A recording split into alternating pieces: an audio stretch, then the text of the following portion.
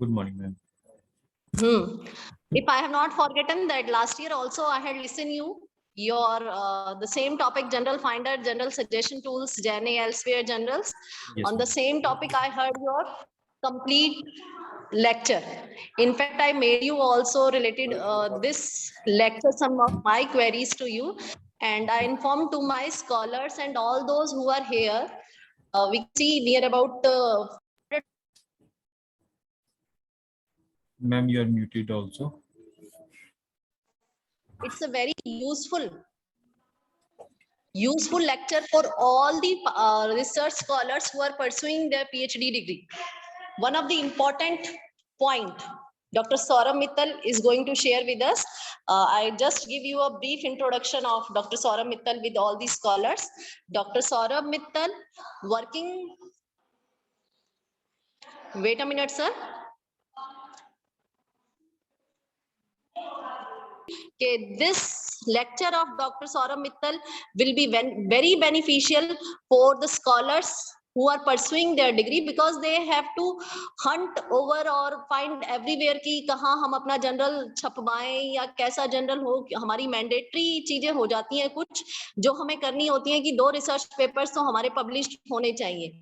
And when we are looking for कि हमें अपना रिसर्च पेपर पब्लिश कराना है, the very first thing comes then कि भाई किस जर्नल में पब्लिश कराएं, कौन सा अच्छा होगा, क्या वहां ऑप्शंस होंगी, क्या नहीं होंगी. तो this lecture I think it will B A quite beneficial for all the scholars, and I hope के सभी ध्यान से सुने. एट द एंड अगर आपकी क्वेरीज हैं तो आप क्वेरी भी सर को थ्रू चैट और through mail you can contact our resource person and ask your queries. So I will hand over the mic to Dr. Saurabh Mittal now.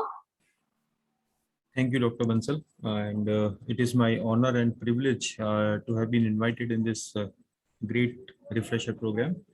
And I can see there is a very enthusiastic participation. Around 400 persons are always there in your session.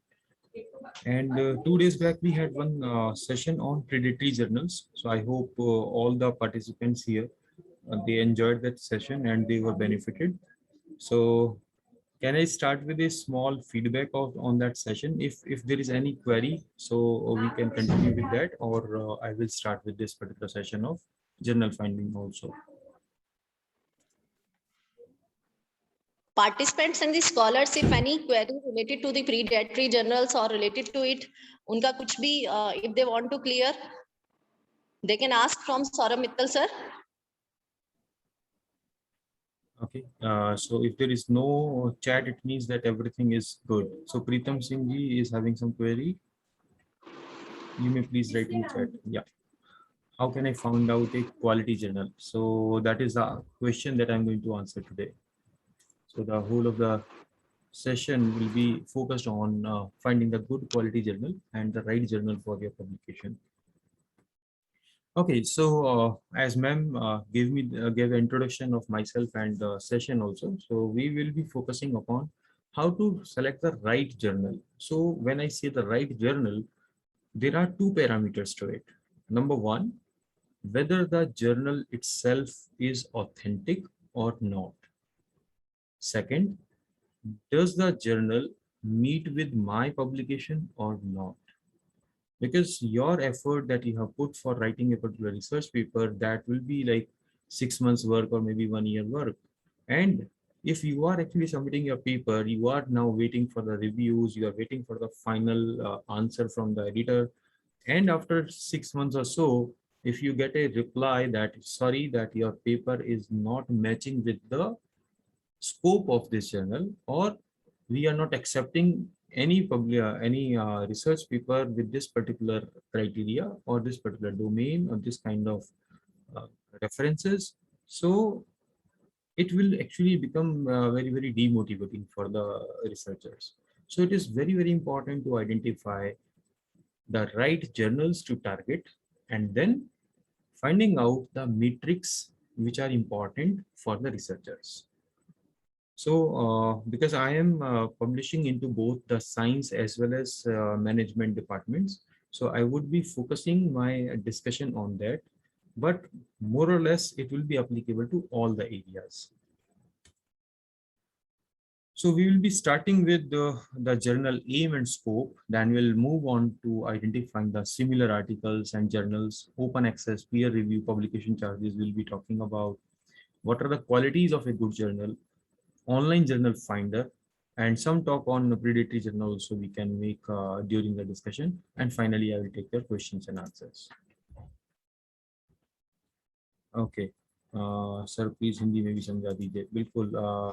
तो यहाँ हमारा जो presentation है, यहाँ हम ये check करेंगे कि हमने जो कुछ लिखा, अपना रिसर्च पेपर जो लिखा है, तो उस रिसर्च के लिए सही जो उपयुक्त जर्नल कौन सा होगा। तो जर्नल का आपको ये देखना पड़ेगा कि जर्नल पहली बात तो ऑथेंटिक हो, फ्रॉड जर्नल ना हो, जिसके बारे में हमने पिछली वर्कशॉप में बात की थी।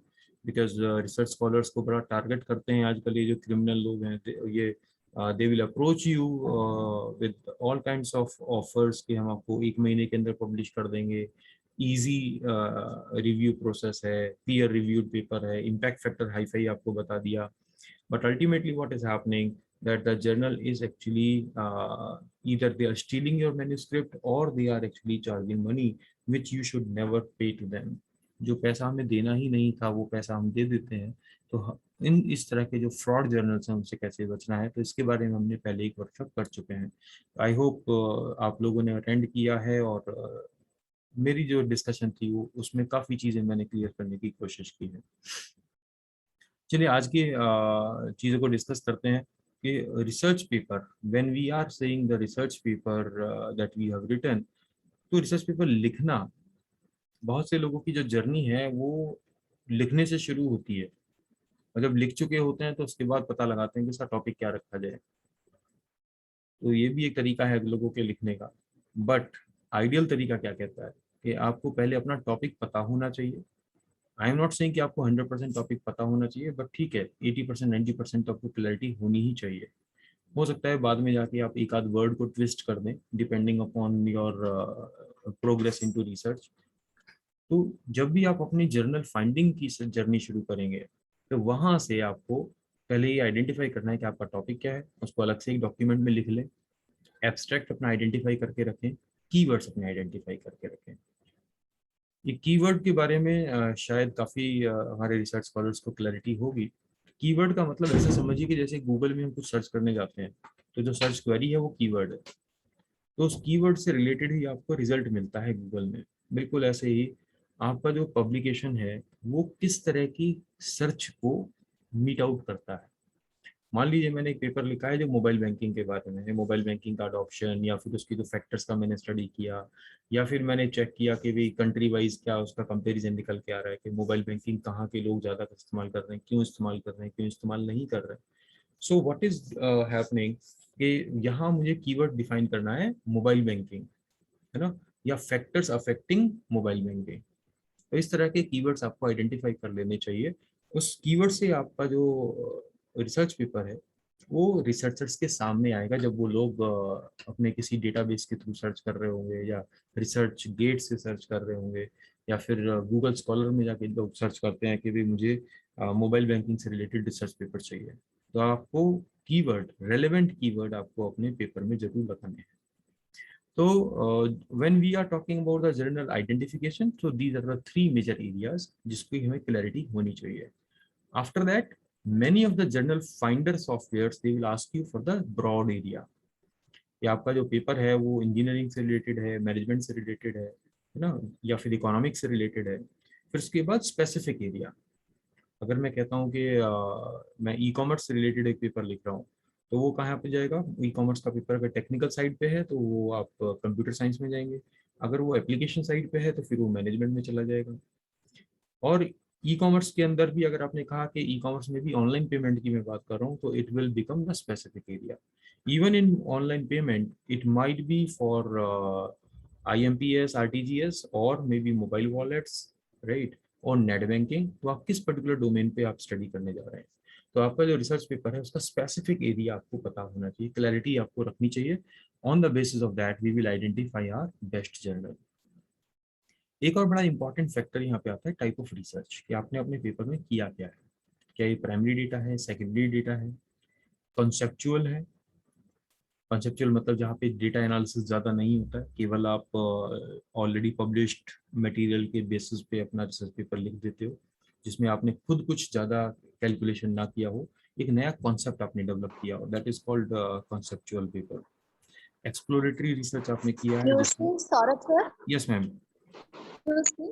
Yes ma'am, Your voice is very low, very low. Very low, okay मैं माइक और पास रख लेता हूँ अभी। Is it now better? हाँ.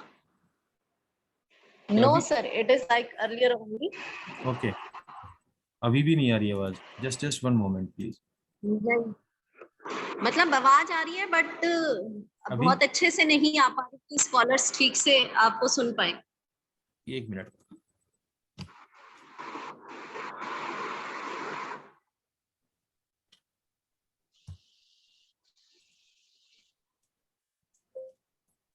आई होप अभी आवाज आ रही है मेरी। हाँ जी, पहले से कुछ इम्प्रूवमेंट है. Okay,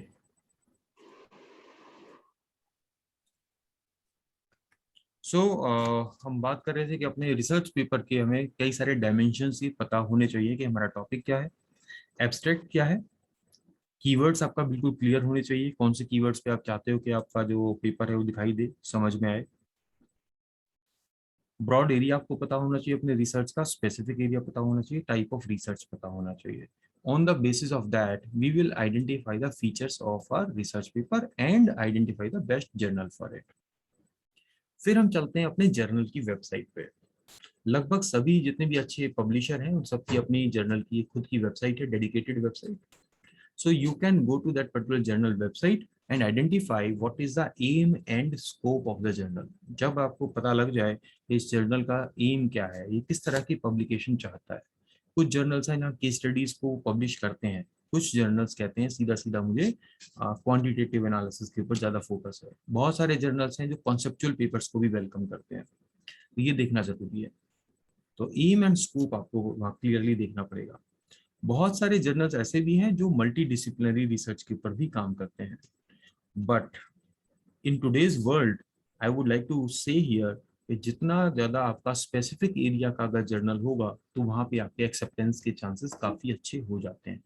for example, if I am writing on e commerce, तो ई कॉमर्स से रिलेटेड अगर जर्नल है तो वहाँ 100% मैच हो ही जाएगा, तो वहाँ पे मेरे पेपर के रिजेक्शन के चांसेस कम हो जाते हैं। बट अगर आपका जो जर्नल है वो मल्टी डिसिप्लिनरी है, बहुत सारे स्कोप कवर करता है, तो वहाँ पे आपके टॉपिक से रिलेटेड हो सकता है एडिटर को भी इतनी ज़्यादा नॉलेज ना हो, तो एडिटर कंफ्यूज होके कई बारी हो सकता है कि उसे रिव्यू के लिए भेजे, गलत बंदे के पास भी भेज सकता है। और अगर स्पेसिफिक रहेगा तो ज़्यादा अच्छा है, चांसेस ज़्यादा अच्छे हैं यहाँ पे एक्सेप्ट होने के। अच्छा, पर्पस क्या है कि बहुत सारे जो जर्नल्स हैं वो वाइड एरिया क्यों रखते हैं? Because they want to attract more number of research papers, they want to reach out to the more audience also. तो दोनों साइड पे वो ज़्यादा लोगों को कवर करना चाह रहे हैं, ऑडियंस भी ज़्यादा हो और ऑथर्स भी ज़्यादा हो। तो जितने ज़्यादा उनके पास में कंटेंट आएगा तो they will be able to pick and choose. तो वो पिक एंड चूज में अगर आपको गेम में जाना है तो you can try with the wide scope journals. अच्छा, तो एक हैंड्स ऑन देख लेते हैं कि एक अच्छे किसी जर्नल की वेबसाइट विजिट कर लेते हैं, तो हमें और क्लैरिटी आ जाएगी कि उस वेबसाइट में हमें देखना क्या क्या है। मैं आपके साथ स्क्रीन शेयर कर देता हूँ एक बारी, और एक बारी हम एक जर्नल की साइट ओपन कर लेते हैं। जर्नल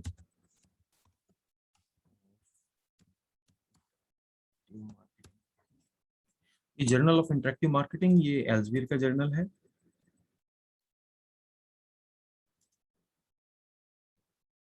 इस जर्नल की साइट को एक बारी हम विजिट कर लेते हैं।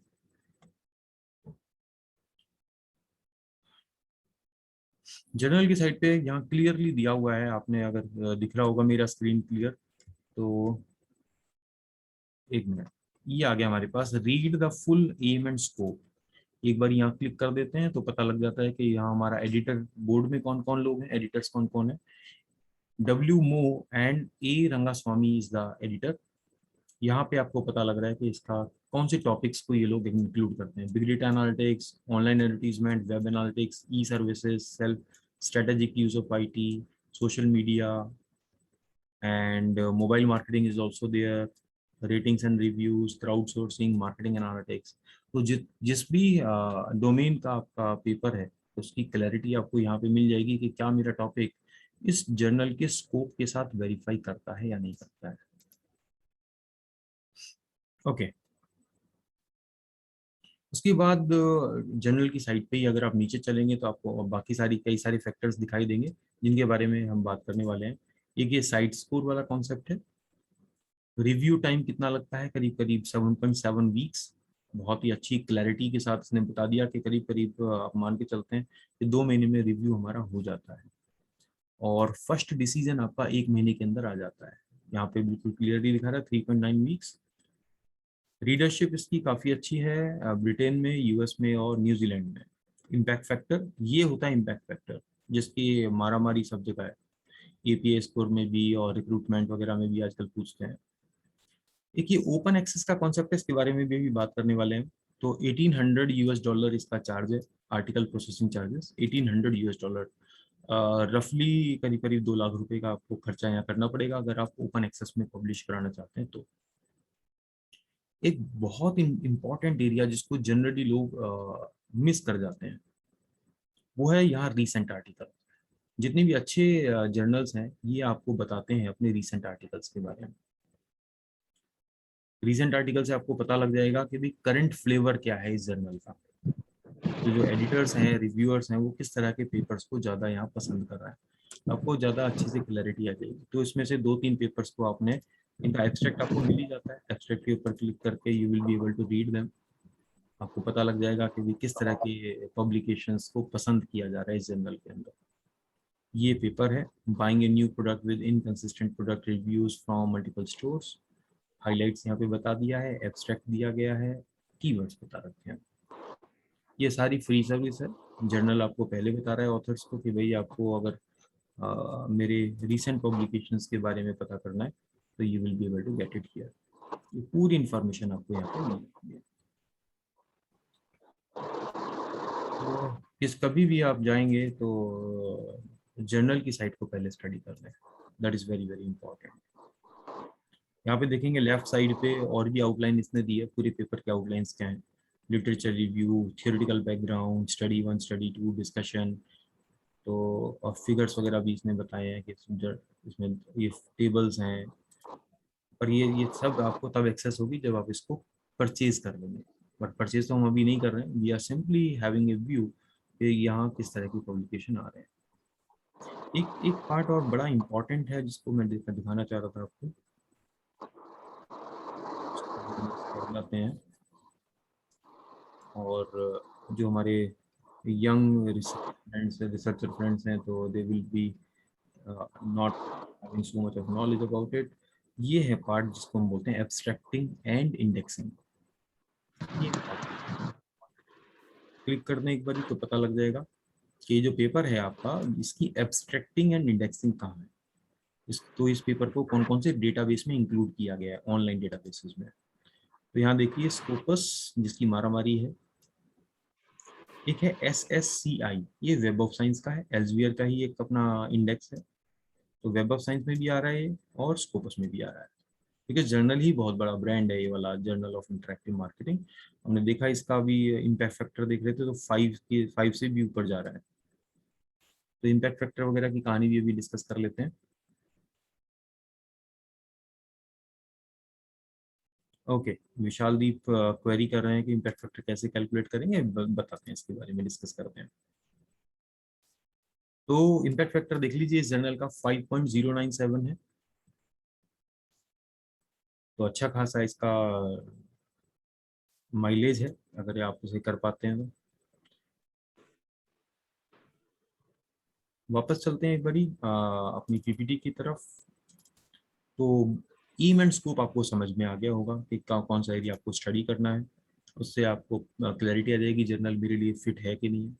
एक और जर्नल की साइट मैं आपको सामने दिखा रहा हूँ, international journal of business innovation and research. ये इंडर साइंस का जर्नल है and I am happy to share मेरे 3 पब्लिकेशन इस जर्नल में आ चुके हैं। बहुत बड़ा रिसर्चर भी नहीं हूँ मैं और बहुत बड़ा ये जर्नल भी नहीं है, तो मीडियम लेवल के लोगों के लिए इट इज़ क्वाइट गुड। तो स्कोपस इंडेक्स है जर्नल, नीचे लिखा हुआ है, साइन बना हुआ है, और editor in chief professor Anugupta गुणासेकरण है। दोनों, इसका ऑनलाइन वर्जन भी आता है, प्रिंट वर्जन भी आता है। एंड 12 इश्यूज, ये बड़ा इंपॉर्टेंट फैक्टर था। जब मैंने यहाँ पहला पेपर सबमिट किया तो 12 इश्यूज से मुझे क्लैरिटी आ गई कि एक इशू में अगर ये बंदा 10 पेपर भी अगर निकाल रहा होगा तो एक साल में 120 रिसर्च पेपर्स पब्लिश करने की कैपेसिटी है। तो 120 पेपर जहाँ निकल रहे हैं तो उसका मतलब वहाँ पे ज़्यादा वेटिंग पीरियड नहीं होगा। But I was sadly I was wrong here. मेरा पेपर यहाँ पब्लिश जो भी वहाँ फोर्थ कमिंग में लगा हुआ है, तो उस पेपर को फोर्थ कमिंग में लगे लगे 1.5 साल हो चुका है। 1.5 साल में मेरा पेपर आगे नहीं बढ़ पाया है। There is a big big queue for this journal. और ये जर्नल जो है ये स्कोपस इंडेक्स्ड है। इसी की साइट में नीचे चलेंगे तो आपको और डिटेल्स मिल जाएंगी। अच्छा, अभी मैं 2 मिनट पहले बात कर रहा था कि किस तरह के आर्टिकल्स ये जर्नल पब्लिश करता है, उसको भी आप स्टडी कर लें वेबसाइट से। तो साइट में अगर आपको लग रहा है कि पिछले 4-5 साल में मेरे थीम से रिलेटेड पेपर्स तो इन्होंने पब्लिश किया है, तो आपके लिए बड़ा अच्छा तरीका रहेगा। इससे आपके चांसेस जो हैं बढ़ जाएंगे आपके पेपर के एक्सेप्टेंस के, अगर आपसे आपके टॉपिक से रिलेटेड इन्होंने स्टडी पब्लिश की है तो। फिर एक बड़ा इंपॉर्टेंट एरिया पे आ जाते हैं, ओपन एक्सेस। प्रीडेटरी जर्नल वाले में भी मैंने डिस्कस किया था ओपन एक्सेस या पेड पब्लिकेशन के बारे में। So dear friends, when we are writing any paper, so paper को पब्लिश करने की जो जिम्मेदारी है जर्नल के पास है, बट पब्लिश करने में कई सारे एक्सपेंसेस लगते हैं। तो एक्सपेंसेस क्या है? टाइप सेटिंग का एक्सपेंस है, जो पोर्टल वो लोग चलाते हैं उसका है खर्चा, एडिटर का अपना खुद का एक्सपेंस है, रिव्यूअर्स वगैरह भी मेहनत कर रहे हैं, फिर उसके बाद डिजाइनिंग होती है, डिस्ट्रीब्यूशन होता है, तो there is huge cost involve. तो उस कॉस्ट को कैसे रिकवर किया जाए? कॉस्ट रिकवर करने के दो तरीके हैं। एक तो तरीका यह है कि जो उसमें पब्लिश हुआ है उस सामान को हम मार्केट में सेल करते हैं, तो जिसको खरीदना है वो पैसे दे और खरीद ले। तो जो रिसर्चर्स हैं, जो पीएचडी स्कॉलर्स हैं या फिर हमारे जैसे एकेडमिशियंस हैं, तो when we are doing our own research we are dependent upon the old researches in the same domain. तो हम पुराने वाले जो पेपर्स हैं उनको डाउनलोड कर लेते हैं, खरीद लेते हैं, पैसा देते हैं, या फिर बहुत सारी लाइब्रेरीज हैं कॉलेजेस की, यूनिवर्सिटीज की, जो ये डेटाबेसेस खरीद लेती हैं, या फिर जर्नल्स का सब्सक्रिप्शन ले लेते हैं। प्रॉब्लम क्या है कि जर्नल की प्राइसिंग डॉलर्स में होती है and the amount is huge, specially for the developing Nations like us. एक एक जर्नल का जो प्राइस है 500 से $1000 के बीच में जाता है। तो $500 के जो प्राइस है that is too much for any researcher. उससे प्रॉब्लम क्या आती है कि आपका जो पेपर है पब्लिश तो हो गया अच्छे जर्नल के अंदर, बट क्या लोगों तक पहुंच पा रहा है या नहीं पहुंच पा रहा है? क्योंकि रिसर्चर क्या उसको अफोर्ड कर पाएगा, नहीं कर पाएगा, बड़ा मुश्किल मामला है। बिकॉज एक एक पेपर की जो चार्जेस है वो $100 से लेके $200 तक चली जाती है। तो इतना पैसा खर्च करने की कैपेसिटी तो नहीं है। तो इसका दूसरा ऑप्शन क्या है? Open access publication. यहाँ क्या करते हैं, जर्नल कहता है ऑथर से that whenever you are submitting your paper you will be paying for it. तो आपके आर्टिकल को पब्लिश करने के पैसे आप देंगे, रीडर से हम पैसे नहीं लेंगे। For readers it is free of cost, it is freely distributed to the readers, and as an author you have to pay for it. तो अभी हम देख रहे थे एल्सवियर वाले में $1800 मैंने आपको कोट किया था article processing charges. So that is almost 2 lakh rupees you will have to pay. तो this is the concept of open access. By chance as a scholar अगर आपके पास कोई फंडिंग है, किसी रिसर्च एजेंसी के पास फंडिंग है, गवर्नमेंट की स्कॉलरशिप मिली हुई है, and you are having funds to spend on open access, then nothing can be better than this. इससे अच्छा कोई बात नहीं है। क्यों? क्योंकि आपका जो पेपर है ये फ्रीली डिस्ट्रीब्यूट होगा। फिर पता चला कि नॉर्मली एक पेपर पहुंचता है, मान लीजिए 20 लोग डाउनलोड करते हैं, आपका जो पेपर है इसको 100 लोग डाउनलोड करेंगे। लोग डाउनलोड करेंगे, पसंद आएगा, यूज करेंगे, साइटेशन मिलेगा, और जितने साइटेशन आपके होते चले जाएंगे एज ए रिसर्चर आपका प्रोफाइल भी अप चला जाता है, ऊपर चला जाता है, आपको बेनिफिट रहेगा। Open access is not a bad thing if you are having the publication in a good quality journal. पहली बात तो ये जर्नल की क्वालिटी अच्छी होनी चाहिए, और दूसरी चीज ये है कि पेपर की भी क्वालिटी अच्छी होनी चाहिए। एंड एज ए रिसर्चर हमें पता होता है कि हमने जो लिखा है तो उसकी एक्चुअली कितना दम है ना। और साइटेशंस का जो कॉन्सेप्ट है ये तो सबको पता ही है कि जितने ज़्यादा आपका रिसर्च पेपर को लोग इस्तेमाल करते हैं अपनी रिसर्च में, तो नहीं साइटेशन आपको बढ़ते चले जाते हैं, and that actually gives you your research more credibility. आपको उसके साथ ही एकेडमिक एंड रिसर्च से रिलेटेड ऑफर्स आने शुरू हो जाते हैं, आपको को-ऑथरशिप ऑफर आनी शुरू हो जाती है. In fact you can be getting offers for writing books also from big publishers. So it is always a good idea. Open access अगर आप अफोर्ड कर सकते हैं तो करिए. सेकंड, पब्लिकेशन इन प्रिंट और ऑनलाइन वर्जन. तो आजकल तो खैर लगभग सभी जर्नल्स अपना ऑनलाइन वर्जन निकालते ही हैं. तो it is always good for us कि हम ऐसे जर्नल में पब्लिश करें जिसका ऑनलाइन वर्जन हो, so that people don't need to wait for getting your article. पता चला कि प्रिंट जर्नल है तो उसको सेंड करने में, कुरियर करने में, सब चीज़ों में टाइम लग जाता है और इतने में रिसर्चर का भी ध्यान इधर उधर हो जाएगा, तो they may not be able to get to your article. Online के केस में क्या है कि आपका जो कंटेंट है वो लोगों तक उसकी विजिबिलिटी भी रहती है और रीच भी रहती है. ठीक है, दिखता भी रहेगा और लोगों को उसका एक्सेस भी मिल जाएगा. सो सस्ता भी रहता है, सो कॉस्ट ऑफ प्रिंटिंग वगैरह बच जाता है, डिस्ट्रीब्यूशन बच जाती है, तो आपका जो पेपर है वो ज़्यादा लोगों तक पहुंच जाता है. That is also a good thing. Cost की हम बात कर रहे थे, कॉस्ट तो ओपन एक्सेस में आपकी कवर हो जाती है. अच्छा, एक और यहाँ पे कॉन्सेप्ट आता है, as a research scholar you may request for a waiver on the publication charges. तो रिसर्च स्कॉलर्स को, स्पेशली जो हम डेवलपिंग नेशंस वाले लोग हैं, तो we can request for the waiver और फॉर सम डिस्काउंट. तो बहुत कॉमन है कि आपको 50% या 25% ऑफर आ जाए डिस्काउंट वाला. So you may proceed with the open access also. Okay, so we should also check कि जो आपका जर्नल है उसमें ऑनलाइन सबमिशन के ऑप्शन दिए गए हैं या नहीं दिए गए. अगर आप उसका मेन्यूस्क्रिप्ट सेंट्रल करके एक आती है वेबसाइट, अगर आप देखना चाहेंगे तो मैं आपको शो कर देता हूँ. Manuscript Central, that gives you a fair idea. एक मिनट लेगा.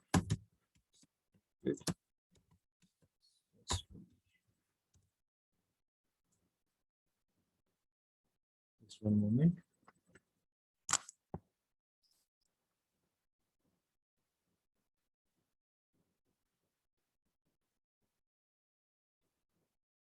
मेरे पास इसका आर्टिकल रिव्यू रिक्वेस्ट आई थी. ये देखिए, ये इंटर साइंस का है पोर्टल मैन्युस्क्रिप्ट सेंट्रल. तो वहां से मेरे पास कल ही आई है एक आर्टिकल रिव्यू रिक्वेस्ट. तो ये पूरा जो सिस्टम है वो पोर्टल के थ्रू चलता है. तो as an author you also have to register with them. You will share your manuscript and you will be able to get access to the various stages कि आपका जो manuscript है क्या वो रिव्यू के लिए चला गया, इसमें कुछ रिवीजन तो नहीं हुआ, उसमें डॉक्यूमेंट्स वगैरह की कहीं कोई रिक्वायरमेंट हो, कहीं कॉपीराइट इशू का कोई रिक्वायरमेंट हो, तो you will be able to track all the requirements for your manuscript. So that is also a good thing. So online आपके पास में जितना ऑप्शन रहेगा तो that will give you more clarity. And that also shows the credibility of the journal. Journal के पास resources हैं तभी तो वो पोर्टल चला पा रहा है. अगर उसके पास में रिसोर्सेज नहीं होंगे, पुअर क्वालिटी जर्नल होगा, तो they will not be able to have online submission system. Because ये सस्ती चीज नहीं है. That requires lots of dedication and resources as well. ये देखिए आपके सामने मैन्युस्क्रिप्ट सेंट्रल मैंने ओपन किया है, एमराल्ड का स्क्रीनशॉट है. एमराल्ड पब्लिशिंग ने क्या किया हुआ है कि जितने भी जर्नल्स हैं सबका अपना खुद का मैन्युस्क्रिप्ट सेंट्रल बना हुआ है. तो आपने यहाँ पे जाके अपना लॉगिन क्रिएट करना है, क्रिएट एन अकाउंट कर लें और उसके बाद आपको यूजर आईडी पासवर्ड वगैरह लगाना है. And after that you will be able to submit your article. और उसकी पूरी जर्नी आपको इस पूरे पोर्टल के थ्रू चलती रहेगी.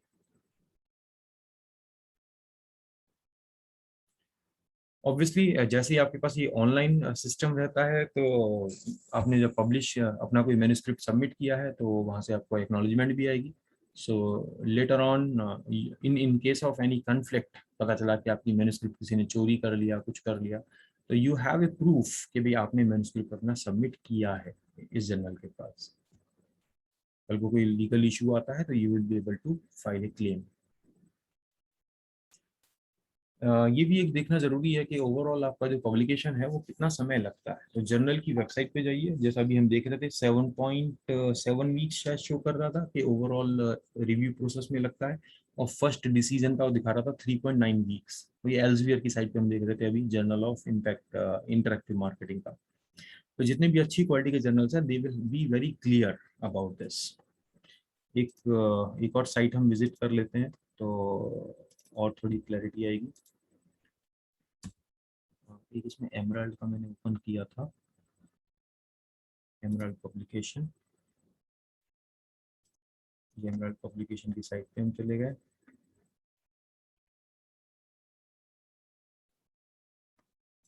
Why is it taking? Yeah, it is now coming up. और एक्सप्लोर आवर कंटेंट, जर्नल्स में चलते हैं। ये फाइंड ए जर्नल, ये हमारा आने वाले टाइम में आज ही का हमारा टॉपिक है, इसमें भी चलेंगे। एक जरा इसका भी एक जर्नल है इंटरेक्टिव मार्केटिंग के नाम से, इसकी साइट को खोल देते हैं। ये आ गया journal of research in interactive marketing. ये साइट हमने ओपन किया, यहाँ पे हमें एम एंड स्कोप आ रहा है, editorial team, author guidelines, indexing जिसकी हम बात कर रहे थे थोड़ी देर पहले अभी। आप देखना चाहे तो इंडेक्सिंग देख सकते हैं इसकी। ये आ गया इंडेक्सिंग, ये देखिए स्कोपस में शो कर रहा है, साइट स्कोर बता रहा है। और क्लैरिवेट एनालिटिक्स जो कि आपका वेब ऑफ साइंस का है, यहाँ पे 2.54 दिखा रहा है इम्पैक्ट फैक्टर 2019 में। ये आपके पास इंडेक्सिंग है, कैबल का है, एबीडीसी बी रैंकिंग। ये एबीडीसी जो है ये मैनेजमेंट एजुकेशन के लिए है, मैनेजमेंट के जितने भी जर्नल्स हैं उनकी रैंकिंग की हुई है। स्कोपस एक डेटाबेस है और एबीडीसी क्या है, केवल एक लिस्ट है। कौन बनाता है इसको, बनाते हैं ऑस्ट्रेलियन बिजनेस डीन्स काउंसिल, ये वेबसाइट है एबीडीसी का। जो लोग मैनेजमेंट एजुकेशन में हैं तो या इकोनॉमिक्स एरिया के हैं तो they will find it very very relevant. तो यहाँ पे आपके पास में पूरी लिस्ट बन के आती है, 2019 में इनकी लेटेस्ट लिस्ट आई है। तो जितने जर्नल्स क्वालिटी पे चलते रहते हैं तो they will be having an chance to move up also, और जो उनका लगता है कि भी क्वालिटी इंप्रूव नहीं हो रही है कंटिन्यूअसली तो they will be thrown out. ये देखिए आपके सामने पूरी लिस्ट आ रही है, ABDC journal list, so you will be able to find out. जैसे कि मान लीजिए मुझे देखना है मैनेजमेंट से रिलेटेड जर्नल्स, और यहाँ कैटेगरीज जनरली ये 4 कैटेगरीज कहलाती हैं, A, B, C and A star. तो मान लीजिए मैंने कहा ए कैटेगरी के जर्नल्स बता दीजिए कौन कौन से हैं। Export full list, it will show me the full list.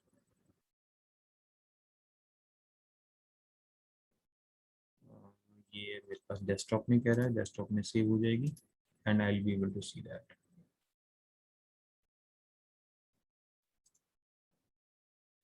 अभी जरा ये आ जाता है तो मैं आपको एबीडीसी की लिस्ट भी दिखा देता हूँ।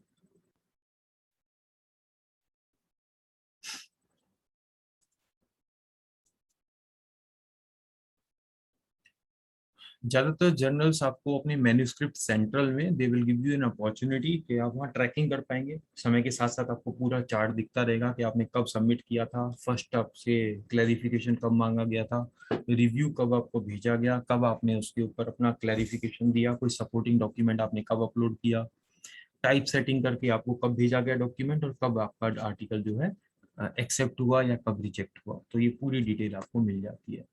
और ये जो ट्रैकिंग का जो प्लेटफॉर्म आपको देते हैं, from there you can directly connect with the editor. Editor के पास आप सीधा सीधा ईमेल वगैरह वहीं से कर सकते हैं। तो that is being provided by all the manuscript editors. अच्छा, कुछ लोगों की क्वेरी रहती है कंटिन्यूअसली कि स्कोपस क्या कहानी है। स्कोपस का मैंने बताया जैसे कि ये एक डेटाबेस है जिसके अंदर जितनी भी अच्छी क्वालिटी के जर्नल्स हैं दे आर देयर। एल्सेवियर ने स्टार्ट किया था 2004 में, and it is having more than 20,000 titles. 20,000 से ज़्यादा आर्टिकल्स यहाँ पे जर्नल्स और बुक्स यहाँ पे लिस्टेड हैं। मोर देन 5,000 इंटरनेशनल पब्लिशर्स आ गया। और ये फ्री नहीं है, पैसे देने पड़ते हैं। इनफैक्ट जितने भी डेटाबेसेस हैं सबके आपको पेमेंट करनी पड़ती है। स्कोपस का भी आपको पे करना होता है, वेब ऑफ साइंस का भी देना पड़ता है, कैबल का भी देना पड़ता है, प्रोक्वेस्ट का भी देना पड़ता है। ये सब आपके डेटाबेसेस हैं, ये इंडेक्सेस नहीं है। स्कोपस में अगर आप कहेंगे तो स्कोपस में इंडेक्सिंग कहेंगे, और एबीडीसी में कहेंगे तो वो लिस्टिंग होगी, केवल लिस्टिंग। तो ये फर्क होता है। स्कोपस और वेब ऑफ साइंस में क्या डिफरेंस है, ये पूरा चार्ट आपको ऑनलाइन भी मिल जाएगा किसी वेबसाइट पे। सो वेब ऑफ साइंस का जो कवरेज है 13,000 से ज़्यादा जर्नल्स वहाँ पे हैं, स्कोपस में 20,000 से ज़्यादा है। वेब ऑफ साइंस को जनरली हम मानते हैं कि यहाँ साइंस से रिलेटेड तो लगभग सारे जर्नल हैं ही वेब ऑफ साइंस में, क्योंकि इसके ना खुद के कुछ डेटाबेसेस बने हुए हैं एल्सवेयर के, जिसको नाम देते हैं हम SSCI या SCI, एक ESCI के नाम से होता है। तो there are 4 databases which are managed by web of science. Updating frequency, तो वीकली जितने भी पेपर पब्लिश होते हैं इसके जर्नल्स में, तो वो वेब ऑफ साइंस के डेटाबेस में हर वीक अपडेट हो जाते हैं। स्कोपस डेली करता है यही काम। साइटेशन एनालिसिस दोनों ही कर रहे हैं, वेब ऑफ साइंस भी कर रहा है, स्कोपस भी कर रहा है। और कुछ स्ट्रेंथ है दोनों की, अपनी अपनी कुछ स्ट्रेंथ इन्होंने बता रखी है कि भाई वेब ऑफ साइंस क्योंकि पहले से चला आ रहा है, काफ़ी पुराना डेटाबेस इनके पास में कवर्ड है, तो इट इज सेइंग कि हमारे पास में 1975 से तो सोशल साइंस का कंपोनेंट है, साइंस का कंपोनेंट 1990 से है, और आर्ट एंड ह्यूमैनिटीज हमारे पास 1975 से है। स्कोपस ने इनिशियली जो शुरू किया था वो 1996 से स्टार्ट किया था, तो पुराना कंटेंट इनके पास इतना नहीं था। But now they are having many of the old publications also. तो कुछ तो 1823 से, यानी करीब करीब 200 साल पुराने आर्टिकल्स भी इन्होंने रखे हुए हैं स्कोपस में। तो comparatively Scopus is being demanded मोर, और इंडिया में जो ट्रेंड है वो स्कोपस का थोड़ा ज़्यादा है। वेब ऑफ साइंस कंपेरेटिवली जितना मुझे लगा तो लोगों में इतनी अवेयरनेस नहीं है, but web of science is equally good, nobody can deny this fact. So web of science का जो ओवरऑल स्ट्रक्चर है, इसी की साइड से हमने डायग्राम लिया है। सो सबसे पहले ये अपना क्वालिटी पैरामीटर्स चेक करते हैं। क्वालिटी पैरामीटर्स के अकॉर्डिंग जो भी जर्नल इनको लगता है कि अच्छी क्वालिटी के हैं, they are meeting with the standards, तो उसको ESCI में डाल देते हैं। ESCI क्या है? ये इमर्जिंग सोर्सेज साइटेशन इंडेक्स, ये फर्स्ट लेवल है, इमर्जिंग सोर्सेज साइटेशन इंडेक्स। तो जितने भी आर्टिकल, जितने भी जर्नल्स पहले अप्लाई करते हैं वेब ऑफ साइंस के लिए, तो सबसे पहले उनको लिस्टिंग दी जाती है ESCI में। और जब ESCI में रहते हुए आर्टिकल को अच्छे इम्पैक्ट फैक्टर साइटेशन मिलने स्टार्ट हो जाते हैं, जर्नल को साइटेशन मिलने स्टार्ट हो जाते हैं, उसका प्रोसेस रिव्यू होता रहता है साथ के साथ। और जैसे ही लगता है कि इसका इम्पैक्ट आ रहा है, इस जर्नल का इम्पैक्ट अच्छा जा रहा है, मार्केट में इसके साइटेशन ज़्यादा जा रहे हैं, तो ओवरऑल उसको मूव कर दिया जाता है अपर कैटेगरी में। अपर कैटेगरी ये तीनों हैं, SCIE, SSCI और ASCI। SCIE ये साइंस साइटेशन इंडेक्स है, ये SSCI के सोशल साइंसेस साइटेशन इंडेक्स, और ASCI के art and humanities citation index. बाकी जो आप बुक्स वगैरह अपनी पब्लिश करते हैं, तो बुक्स जो जाती हैं ये BKCI, that is books citation index, और एक ये CPCI, that is for conference proceeding citation index. So these are the major databases which are maintained by Web of Science. इसीलिए Web of Science को हम कोर कलेक्शन बोलते हैं। ये collection है कई तरह के डेटाबेसेस का। तो अगर आप किसी एक जर्नल को देखते हैं कि अगर वो ESCI में है, तो इसका मतलब कि ये टॉप जर्नल तो नहीं है, but they are having the chance that they can move up if they are doing good consistently. अगर एक समय के साथ साथ अच्छा करेगा तो they might be promoted to the upper level. तो जितने भी प्रीमियम इंस्टीट्यूट्स हैं या यूनिवर्सिटीज़ हैं, they are asking for SSCI। SSCI में आपका पब्लिकेशन होना चाहिए, सोशल साइंसेज में या फिर जो साइंस डोमेन के हैं तो SCI। तो स्कोपस में जाने का मतलब है स्कोपस का डेटाबेस कॉमन है, वहाँ पे ऐसा कैटेगराइजेशन नहीं किया गया। वेब ऑफ साइंस में कैटेगराइजेशन है। तो क्वालिटी पैरामीटर्स के बेस पे आप ESCI में जा सकते हैं, और इम्पैक्ट फैक्टर अगर आपका आता है तो अब आप SCI, SSCI या ASCI में जा सकते हैं। और अगर आपकी क्वालिटी खराब हो जाती है तो यू विल बी आउट, फ्री आपको ESCI में भी नहीं रखेगा। There are some queries I think. Okay okay, so there is no special query. Okay, अगर किसी का कोई क्वेरी है तो आप पूछ सकते हैं। सो वेब ऑफ साइंस की स्टोरी हमने पहले बात कर ली है, तो I hope you are clear with it. SCI की हमने बात कर लिया। अच्छा, इम्पैक्ट फैक्टर, इम्पैक्ट फैक्टर भी अभी डिस्कस करते हैं वन बाय वन। ESCI के बारे में मैंने बताया 2015 में लॉन्च किया था थॉमसन रॉयटर्स ने, जिसमें करीब करीब 3000 जर्नल डाल दिए थे, जिसका परफॉर्मेंस ठीक ठाक है, which are having the scope of moving up.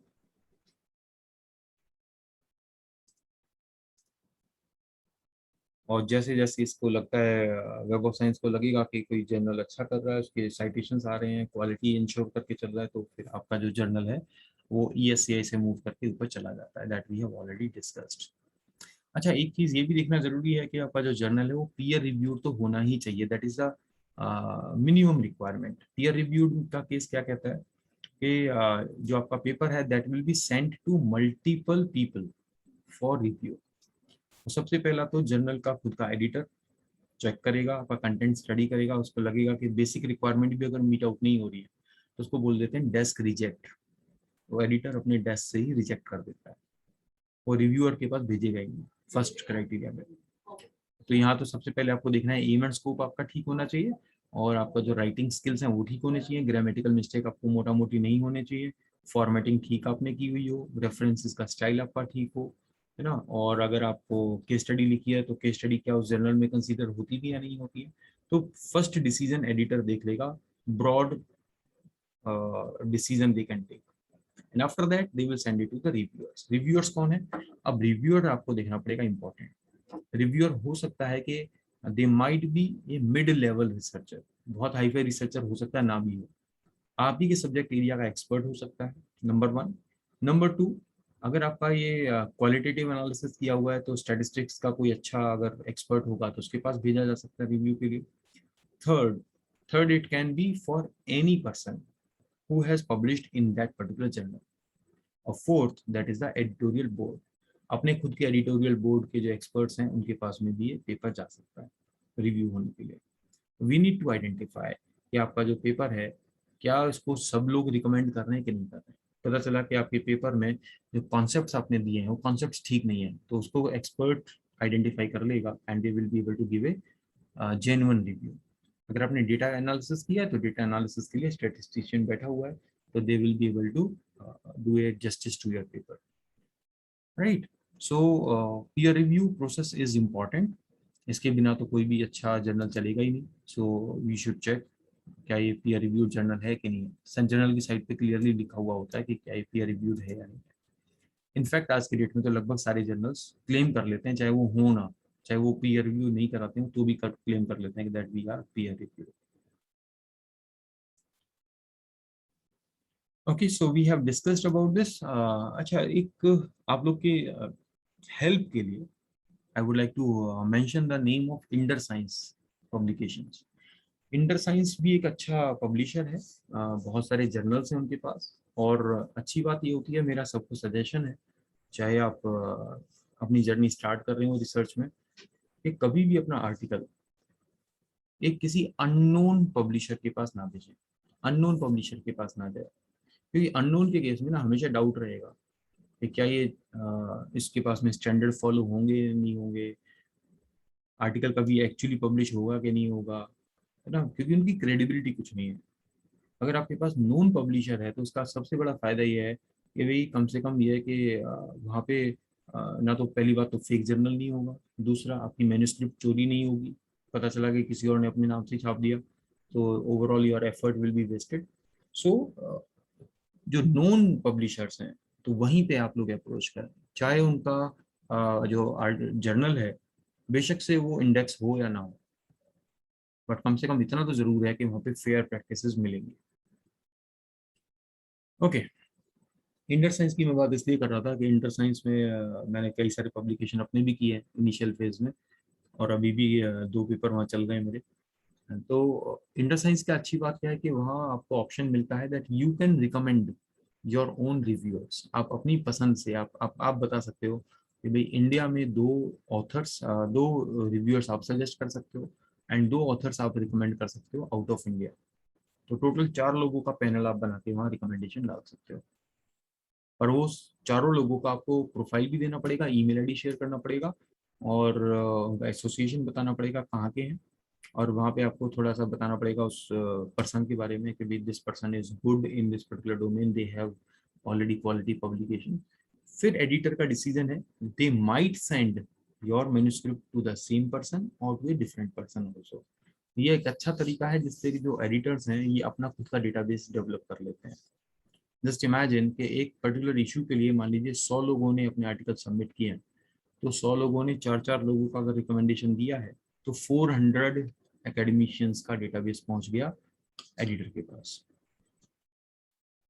Right. So this way they are actually developing their own database of reviewers, as well as they can invite the same person for submitting a manuscript also.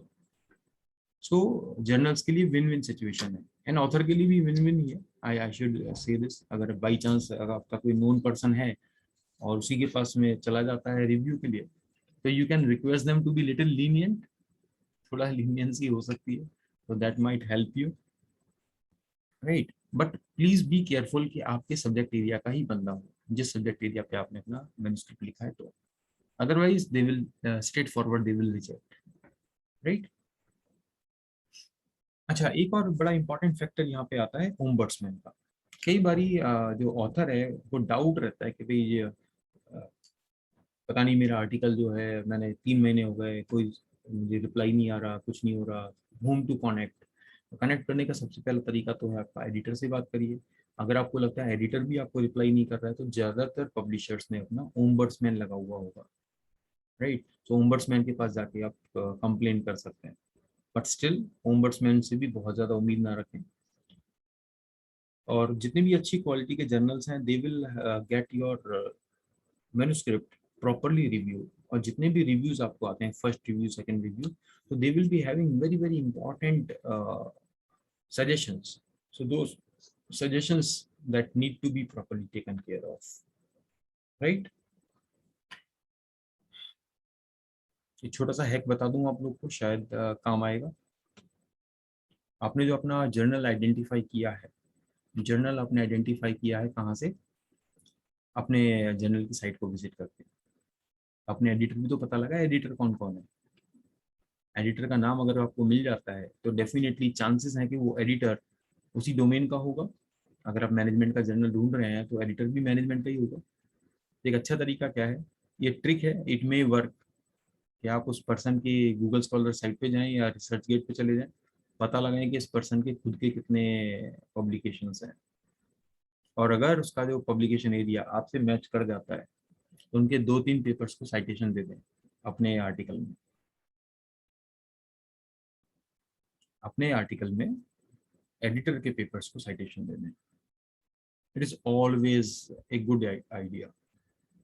Editor में also be tempted. देखो, चाहे citation मेरे कितने भी अच्छे क्यों ना हो, बीइंग एन एडिटर ऑल्सो, अगर मेरे 10-20 हज़ार साइटेशंस भी हैं और मुझे लग रहा है कि एक नया मैन्युस्क्रिप्ट आ रहा है जो कि मेरे आर्टिकल को ऑनर कर रहा है. साइटेशन का मतलब होता है ऑनर करना. We are actually recognising somebody's work in the same domain. तो अगर आपने साइटेशन दिया है तो वहाँ पे थोड़ा सा माइलेज आपको मिल सकता है. आई एम नॉट सेइंग कि 100% काम करेगा, बट हाँ, कुछ ना कुछ तो कॉन्ट्रीब्यूट करेगा. So we should take care of that. So how much time do we have? How much time do we have? I request the organizers to please mention in the chat. Please mention in the chat how much of time we have. Because इसी के according मैं आगे चलता हूँ. तो 1 बजे तक का टाइम है. देवेंद्र जी, do we have the time till 1 PM? जी बताएं सर. Okay, 1 PM तक का हमारे पास टाइम है. ठीक है, तो accordingly I will manage my talk. Okay, तो फेयर रिव्यू प्रोसेस की हमने बात कर ली और ओम्बड्समैन तक आप जा सकते हैं अगर कुछ गड़बड़ लगे, तो that is also possible. Responsive editors होने चाहिए और ट्रांसपेरेंट डिसीजन मेकिंग प्रोसेस हो. तो जो भी आपके पास रिजेक्शन भी अगर आता है तो भी आप उसमें प्रॉपर जस्टिफिकेशन दिया होगा. तो please take it very very positively and make those modifications in your manuscript. Because जो रिव्यूअर है उसने अपना टाइम लगाया, आपका आर्टिकल स्टडी किया, उसने कमियां ढूंढी. कमियां अगर उसने निकाल के कुछ अच्छा सजेशन दिया है तो we should incorporate them. We should not lose the heart. We should take it very positively and resubmit the paper to a new journal or maybe the same journal also if we are able to do that quality modification in the paper. अच्छा, बहुत सारे जो publishers हैं they will offer you additional services. जैसे कि कुछ लोग आपको कहते हैं कि हम आपकी ग्रामेटिकल इश्यूज को ठीक करा सकते हैं या फिर हम आपको जो है स्टैटिस्टिकल एनालिसिस में भी हेल्प कर सकते हैं. तो these are the additional services which are provided by publishers to make extra money. तो you it is totally your own decision if you want to go for it. इसका मैंने कोई सिग्निफिकेंट इम्पैक्ट मैंने नहीं देखा इसका. प्रीतम जी, you are having some queries, you can write in the chat please.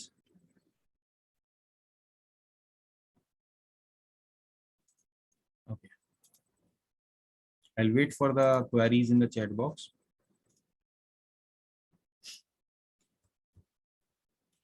एक ये बड़ा इंपॉर्टेंट फैक्टर है, रेगुलर पब्लिकेशन होना चाहिए आपका। जो आर्टिकल, जो जर्नल है, जिस जर्नल को आप पब्लिश करने जा रहे हैं, तो वहाँ पे रेगुलर पब्लिकेशन है। पता चला कि लास्ट के 2 इश्यूज तो आए ही नहीं है, सब कुछ अच्छा है, बट 2 इश्यूज नहीं आया, एक इशू नहीं आया, लेट हो गया। क्यों हो गया लेट?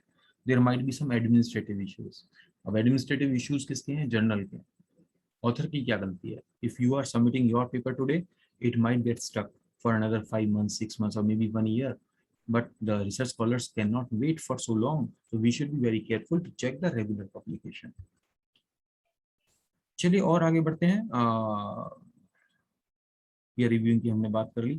एक्सेप्टेंस रेट, ये एक बड़ा इंपॉर्टेंट फैक्टर है कि किस तरह का आपका जो पेपर है उसका एक्सेप्टेंस रेट क्या है। तो जितनी भी अच्छी क्वालिटी के आपके जर्नल्स हैं, दे विल ऑल्सो मेंशन कि उनकी एक्सेप्टेंस रेट कितनी है। So if they are getting like 100 submissions, so maybe 10 papers are getting accepted or 20 papers are getting accepted. So percentage wise, it might be given on the journal website. So we should be very careful कि acceptance rate बहुत ज़्यादा low नहीं होना चाहिए। पता चला कि वो 2% papers को ये accept कर रहे हैं, उसका मतलब क्या हुआ कि मैं तो एज ए बिगिनर अगर मैं वहाँ सबमिट कर रहा हूँ, तो वहाँ तो फेलियर के चांसेस ज़्यादा है, सक्सेस के चांसेस कम है। So it will be very difficult. But हाँ, जैसे जैसे आप लोग ग्रो करते चले जाएंगे, when you are having more and more confidence in your own publication, then you can take chance with the journals which are having very very low acceptance rate also. But ये एक अच्छी चीज़ ये है कि अगर आपका आर्टिकल एक अच्छी लैंग्वेज में लिखा है, एक नया कॉन्सेप्ट लेके आता है, प्रॉपर एविडेंसेस के साथ है, डेटा वगैरह एनालिसिस आपने ठीक से किया हुआ है, और उसका इंटरप्रिटेशन आपने ठीक किया हुआ है, तो definitely the chances of acceptance will be high. Index journal की भी हम बात कर चुके हैं, तो अभी थोड़ा सा हम आ जाते हैं। अभी इम्पैक्ट फैक्टर को लेके क्वेरी आ रही है कई लोगों की, और कुछ टेक्निकल चीजें भी डिस्कस कर लेते हैं। तो सबसे पहले इम्पैक्ट फैक्टर की बात कर लेते हैं, which is done by SJR, SJR impact index. ये बड़ा इंपॉर्टेंट फैक्टर है, बिकॉज इम्पैक्ट फैक्टर भी ना कई कई एजेंसीज ने अपने लगाए हुए हैं, सबका अपना अपना इम्पैक्ट फैक्टर कैलकुलेट करने का तरीका है। तो SJR जो इम्पैक्ट फैक्टर है, it works just like Google page rank. शायद गूगल पेज रैंक के बारे में कुछ लोग को आइडिया होगा कि please tell minimum gap between papers to publish. कोई कोई गैप की जरूरत नहीं है, आप डेली एक पेपर निकालिए, nobody stops you, it is totally up to your own capacity. Okay, so Google page rank क्या करता है कि आपका जो वेबसाइट है, उस वेबसाइट को कितने बाकी वेबसाइट्स रेफर करते हैं, उसको हम रैंकिंग बोलते हैं। उसी के बेसिस पे गूगल को पता लगता है कि एक पर्टिकुलर वेबसाइट कितनी क्रेडिबल है, कितनी पॉपुलर है एक पर्टिकुलर टॉपिक के लिए। बिल्कुल ऐसे ही अगर आपका रिसर्च पेपर, बाकी के रिसर्च पेपर्स भी इसको अगर साइटेशन दे रहे हैं, बाकी के लोग भी आपके पेपर को रेफर कर रहे हैं, तो that is actually important for showing the value of a particular journal और a particular manuscript. So not all the citations also carry the same value. ये भी एक बड़ा इंपॉर्टेंट फैक्टर है।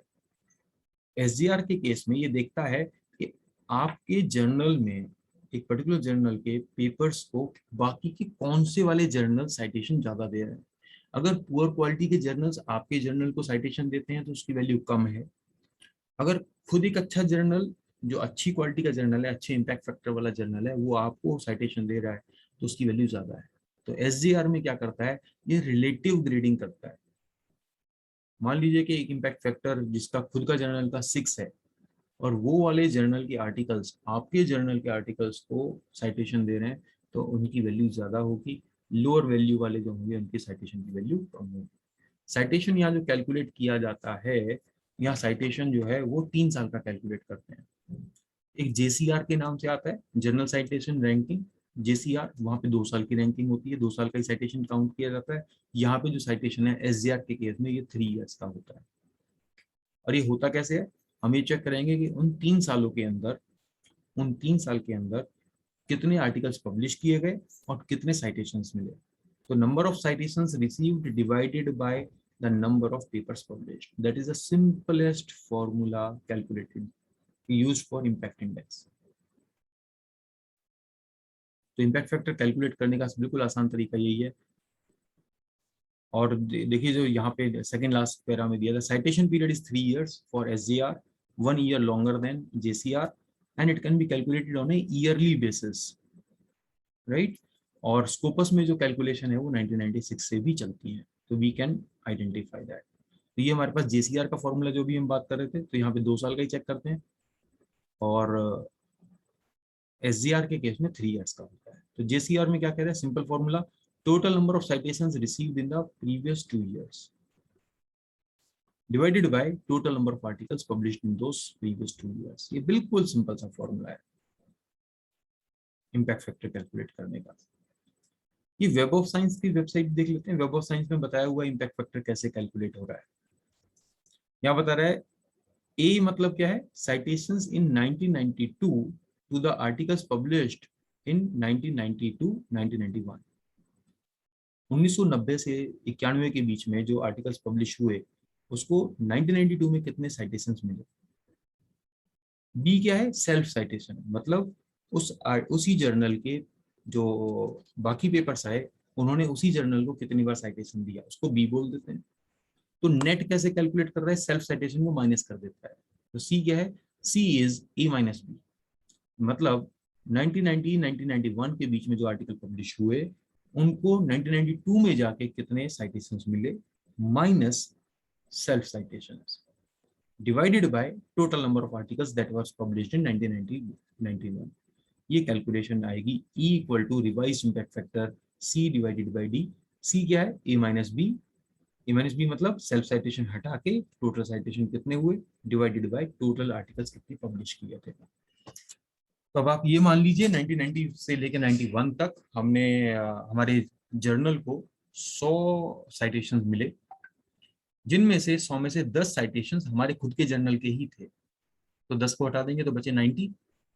और हमने टोटल कितने आर्टिकल्स पब्लिश किए उस 1990 से लेकर 1991 के बीच में, मान लीजिए हमने 50 आर्टिकल्स पब्लिश किए, तो नंबर ऑफ साइटेशंस हुए हमारे नेट 100 में से 10 गए तो 90, 90 डिवाइडेड बाय 40, तो that will become my revised impact factor JCR for web of science.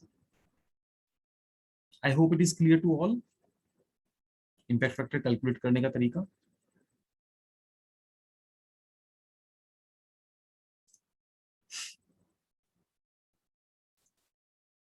Okay, okay, so I'm getting yes now.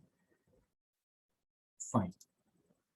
ये JCR का है, बिल्कुल ऐसे ही थॉमसन ड्यूटर्स का जो इम्पैक्ट फैक्टर है उसकी भी वैल्यू बहुत हाई फाई है, उसी को लोग ज्यादा मानते हैं। तो SCI का इम्पैक्ट फैक्टर हो, एक ये आपके पास में हो गया JCR का, और इसके अलावा भी कई सारे इम्पैक्ट फैक्टर मार्केट में चलते हैं।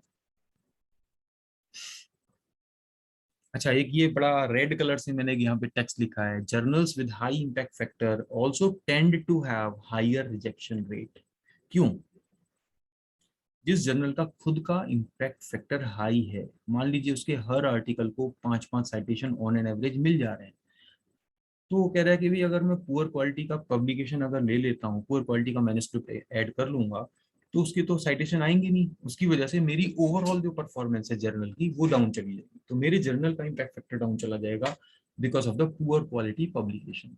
तो दे आर एक्स्ट्रा केयरफुल। तो जितने भी जर्नल्स का इम्पैक्ट फैक्टर ज्यादा है, so they will have the tendency to reject the articles if they are not meeting the criteria. So they are not ready to adjust for anything average quality. Average quality के साथ compromise ये नहीं करेंगे. So we need to be very careful about it. H index शायद पढ़ा होगा अब सभी लोगों ने, काफी लोग को पता भी होगा H index होता क्या है। एक बारी बता दीजिए, चलिए H index होता क्या है, देख लेते हैं कितने लोगों को क्लैरिटी है, कितने लोग को डाउट है। चैट में आ जाइए जरा, what is H index, please answer.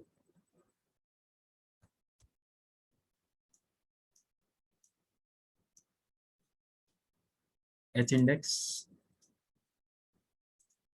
No answer, नहीं पता तो नो कर दीजिए, चैट में आके कम से कम पता तो लगे। Okay okay okay okay, not an issue, not an issue. Particular author का भी होता है, नीरज कह रहे हैं, और जर्नल का भी होता है, करेक्ट। ओके, चलिए मैं आपको पहले H इंडेक्स दिखा देता हूँ, तो H इंडेक्स से और क्लैरिटी आ जाएगी।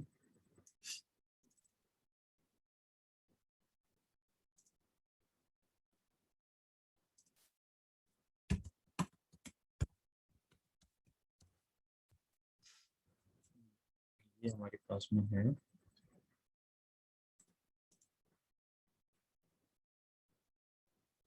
अच्छा, एक और यहाँ से भी कर सकते हैं, शिमागो।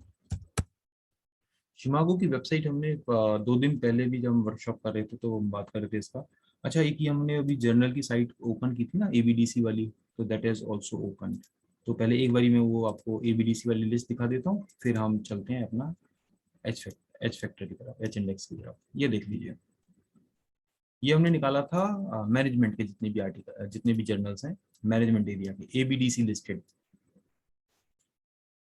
तो जो सबसे पहले जो क्वेरी मुझे चैट में मिली थी, किसी ने लिखा था कि how do I find out which is the best journal. तो बेस्ट जर्नल की डेफिनेशन ये है, जितना मुझे समझ आया, स्पेशली मैनेजमेंट एजुकेशन में तो यही है। इम्पैक्ट फैक्टर से भी पता लग जाता है, इम्पैक्ट फैक्टर से भी ज्यादा और ज्यादा स्क्रूटनी है वो यहाँ पे है। ये देख लीजिए, यहाँ काफी आपको क्लैरिटी मिल जाएगी। फील्ड ऑफ रिसर्च, ये फील्ड इन्होंने ना अपना खुद का बना रखा है।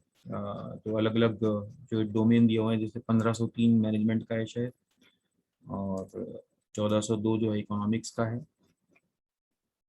यहाँ पे आपके पास ये आ रहा है, इसको हम बोल देते हैं आपका ISSN नंबर, ISSN ऑनलाइन का भी है आपके पास। और ये जो है ना, ये मोस्ट इम्पॉर्टेंट है, दिस वन, रेटिंग।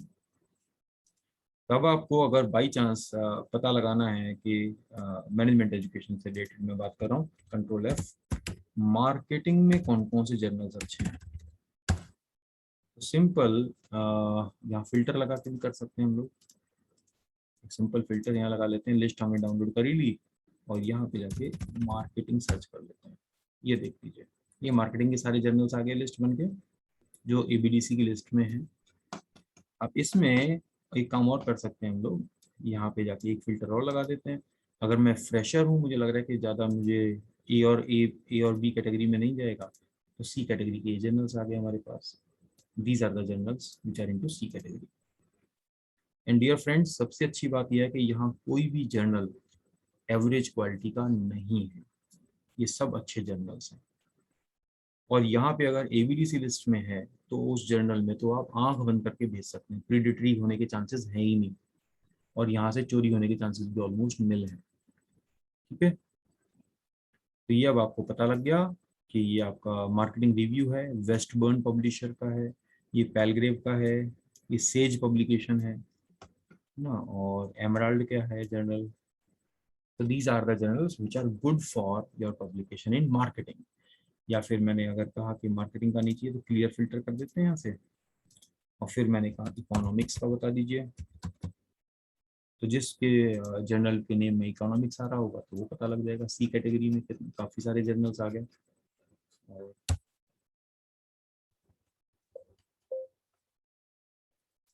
यहाँ से आप चेंज भी कर सकते हैं। Am I audible to all? Yes please.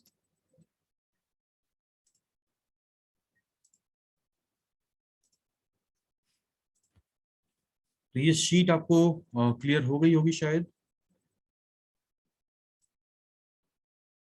From which journal we will start? Sir, please tell if we start with very first time publishing research paper in education field. तो जैसे अभी हमने बताया कि सबसे आसान तरीका है कि अगर आप स्कोपस की साइट पे जाएं और सिंपल से जर्नल्स आइडेंटिफाई करें। फिर स्कोपस की साइट भी विजिट कर लेंगे अभी एक बारी।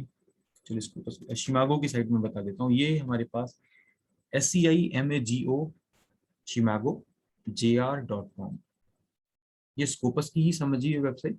और यहाँ पे ना कंट्री वाइज रैंकिंग की हुई है, developed by SCImago, powered by Scopus. तो स्कोपस की सारी जानकारी आपको यहाँ पे मिल जाती है। जैसे कि एक यहाँ जर्नल है मेरे पास, एक ये जर्नल है मेरा टेक्नोथिक्स, इसमें मेरे 2 पेपर्स हैं। सिंपल सा एक जर्नल है, IGI ग्लोबल का जर्नल है। तो यहाँ पे किसी भी जर्नल का आप छोटा सा भी टेक्स्ट लिखेंगे तो you will be able to find out. ये आ गया हमारे पास, international journal of technoethics. I hope it is visible friends. यहाँ पे आपको मिल रहा है H-index 12, ये है H-index 12। ठीक है जी, जिसकी कि अभी हम बात कर रहे थे। एक बार H-index में बता देता हूँ, तो गूगल स्कॉलर की साइट पे चलते हैं। scholar.google.com।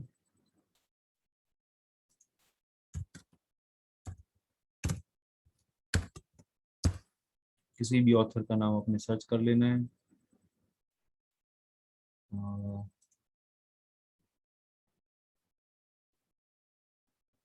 ये हमारे पास आ रहा है एक बंदा, ये देख लीजिए site, Vikas Kumar, student of electronics and communication, he is getting fantastic citations. This person has got 52,000 citations. H index है 98। ये 98 क्या कहता है? 98 का मतलब है कि इस, मान लीजिए इस पर्सन के कितने पब्लिकेशंस हैं टोटल, पहले चेक कर लेते हैं कितने पब्लिकेशंस हैं। ओवरऑल ये कह रहा है 1 से लेके 20 तक तो आपको दिख रहे हैं, उसके बाद शो मोर करते जाएंगे तो you will be able to see further down, ये डेटा आता जाएगा। 100 से ज्यादा जा रहे हैं, है ना, 100 से ज्यादा आर्टिकल्स हैं इस पर्सन के, 200 से भी ज्यादा है। तो इन 200 आर्टिकल्स में इस पर्सन को कितने साइटेशंस मिले हैं? साइटेशंस आ रहे हैं, हर एक आर्टिकल के सामने लिखा हुआ 800, 747। तो यहाँ ये चेक करता है कि number of articles and number of citations for each article. तो जहां जाके क्रॉस सेक्शन बनेगा, जहां जाके क्रॉस सेक्शन बनेगा, that will be called the H index.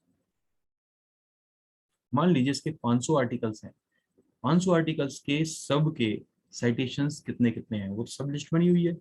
अब इस पर्सन का 98 आ रहा है एच इंडेक्स, इसका मतलब क्या हुआ? This person has got 98 articles which have minimum 98 citations। अगर किसी पर्सन का एच इंडेक्स 10 आ रहा है तो इसका मतलब क्या हुआ? This person has got 10 articles which have got minimum 10 citations। तो बिल्कुल यही एच इंडेक्स स्कोपस भी बनाता है, यही एच इंडेक्स आपको गूगल ने भी बनाया, यही एच इंडेक्स आपको रिसर्च गेट में भी मिलेगा। तो एच इंडेक्स का मतलब समझ आ गया? I hope. एच इंडेक्स से आपकी जो आर्टिकल्स हैं उनकी क्वालिटी का पता लगता है। अगर किसी पर्सन ने 100 आर्टिकल लिख दिए बट उसके ऊपर साइटेशन आई नहीं दे, तो फायदा क्या हुआ लिखने का? तो एच इंडेक्स जैसे ही आपका मूव करना शुरू होगा, 1 2 3 4 जितना आगे चला जाएगा, उसका मतलब आपका जो ओवरऑल जो पब्लिकेशंस हैं वो सारे के सारे अच्छी क्वालिटी के पब्लिकेशंस हैं। 98 एच इंडेक्स होना तो बहुत बड़ी बात है, बहुत बड़ी बात है।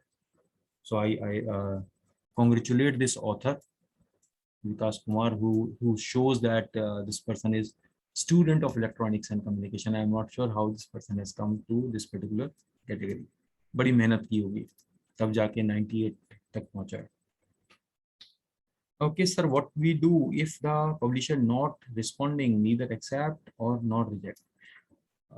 मेरे ख्याल से तो इस पर्सन को आप थैंक यू बोल दें, जो आपके पब्लिशर हैं उनको, ऑम्बर्समैन को भी आप लिख सकते हो।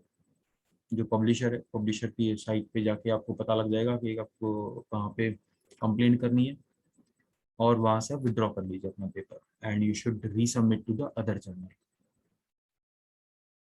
साइटेशन और एच इंडेक्स मैंने अभी अभी बता दिया है। साइटेशन आपको एक ओवरऑल कितने साइटेशन, कितने, मान लीजिए आपके 100 पब्लिकेशंस हैं, तो जैसे इस पर्सन के दिखा रहा था ना 52,000 साइटेशंस हैं, मतलब कि बाकी के 52,000 लोगों ने इसके आर्टिकल्स को साइटेशन दिया है। That is called simple citation. But वो 52,000 के 52,000, हो सकता है कि किसी को केवल 2 ही आर्टिकल्स में आ गए, इतना अच्छा उसने तो पेपर लिख दिया कि 52,000 साइटेशन एक ही पेपर के आ गए। बट बाकी के आर्टिकल्स का क्या क्या वो क्वालिटी थे या नहीं थे? उसकी क्वालिटी वेरीफाई करने के लिए एच इंडेक्स चलता है। एच इंडेक्स क्या कहता है? Number of papers with the same number of citations. अगर आपके 98 आ रहा है इस बंदे का, तो मतलब 98 पेपर्स इस बंदे ने इतने अच्छे लिखे हैं जिनको 98 या उससे ज्यादा साइटेशंस मिले हैं। ठीक है जी। तो जितना मुझे समझ आता है कि अगर किसी का एच इंडेक्स 5 भी है और वो बंदा साल 2 साल 5 साल से अगर रिसर्च पेपर लिख रहा है, तो 5 इज ऑल्सो गुड। बट एक अच्छी बात यह है कि जैसे जैसे आपके नंबर ऑफ पब्लिकेशन बढ़ते चले जाते हैं ना, तो एच इंडेक्स भी आपका आगे भागता है, बिकॉज आप पॉपुलर होते चले जाते हैं, लोग आपके वर्क को पूरा स्टडी करते हैं। And it is always a good idea to have your profile on all the research websites. Like Scopus में भी आपकी खुद की प्रोफाइल होनी चाहिए, रिसर्च गेट में भी आपका होना चाहिए, और ऑर्सिड में भी आपको अपनी प्रोफाइल बना लेनी चाहिए। तो जितने आप अपनी ऑर्सिड आईडी को पॉपुलर करेंगे, रिसर्च गेट को पॉपुलर करेंगे, उतने ज़्यादा साइटेशंस आपको मिलते चले जाएंगे। सो that is always a good idea. तो एच इंडेक्स वाला कॉन्सेप्ट भी मुझे लगता है कि कुछ क्लियर हो गया होगा, इम्पैक्ट फैक्टर भी क्लियर हुआ होगा। नेशनल इंटरनेशनल तो ऑब्वियसली हम इंटरनेशनल की तरफ भी ज़्यादा भागते हैं, और मल्टी कंट्री वाला अगर रहे तो ज़्यादा अच्छा रहेगा। क्वार्टाइल का कॉन्सेप्ट भी ये स्कोपस की साइट पे चलता है। अच्छा, मैं आपको शिमागो की साइट दिखा रहा था, तो वहीं पे मैं क्वार्टाइल भी दिखा देता हूँ। ये शिमागो की साइट है। यहाँ पे आपको पता लग रहा है कि इसके सिमिलर आर्टिकल्स सिमिलर जर्नल्स कौन कौन से हैं, वो भी इसने दिखा दिया है यहाँ। और ये SJR, जो रैंकिंग अभी हम बात कर रहे थे ना, SJR, जिसमें कह रहा है कि भी ओवरऑल कितने क्रेडिबल जर्नल्स आपके पेपर्स को साइटेशन देते हैं। SJR में क्या है, क्रेडिबिलिटी का भी देखता है कि बाकी के जो साइटेशन है वो कहाँ से आए, तो डेफिनेटली इसका स्कोर कम रहता है कंपेरेटिवली।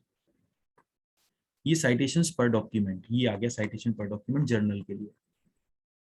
ये दिखा रहा है कि जो जर्नल है इसका लास्ट 2 ईयर्स का अगर हम डेटा चेक करते हैं, तो ये डार्क ब्लू कलर की जो लाइन है ये कह रही है 0.9 के थोड़ा सा नीचे, 0.8 मान लीजिए, 0.857। तो साइटेशन इसके ठीक ठाक हैं, 0.857 है, बहुत अच्छा जर्नल भी नहीं है तो बहुत ही खराब भी नहीं है। इसमें भी यहाँ दिखा रहा है आपको टोटल साइटेशन कितने आए थे, और सेल्फ साइटेशन, जो हम थोड़ी देर पहले बात कर रहे थे ना, सेल्फ साइटेशन अपने ही जर्नल में कितने साइटेशन हैं, तो बहुत कम है यहाँ, नेग्लिजिबल दिखा रहा है, एक एक दो दो ही आ रहे हैं हर साल। और ओवरऑल जो है देखिए 2020 में 44 साइटेशंस आए इस जर्नल को, उनमें से 2 माइनस कर दिए तो कितने रह गए, 42 रह गए। एक्सटर्नल साइटेशंस पर डॉक्यूमेंट, तो यहाँ पे ये मैं एवरेज कैलकुलेट करके बता रहा है, 1.33 साइटेशंस आर देयर एक्सटर्नल। और एक यहाँ पे एक इंपॉर्टेंट चीज है, इसको बोलते हैं Q2, that is a quartile.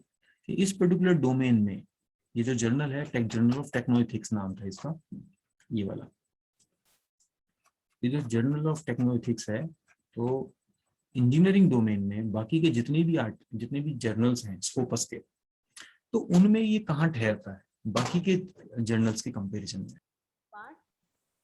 I hope I am audible to you. Yeah. Yes, sir. Okay, so let us continue.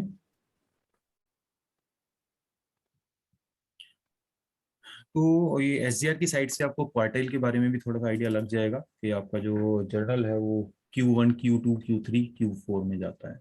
तो Q1 हमें डेफिनेटली टॉप जो 25% जर्नल्स हैं they will be there, so will be able to identify कि journal आपका जो है Scopus के बाकी के जर्नल्स के कंपैरिजन में कैसा है।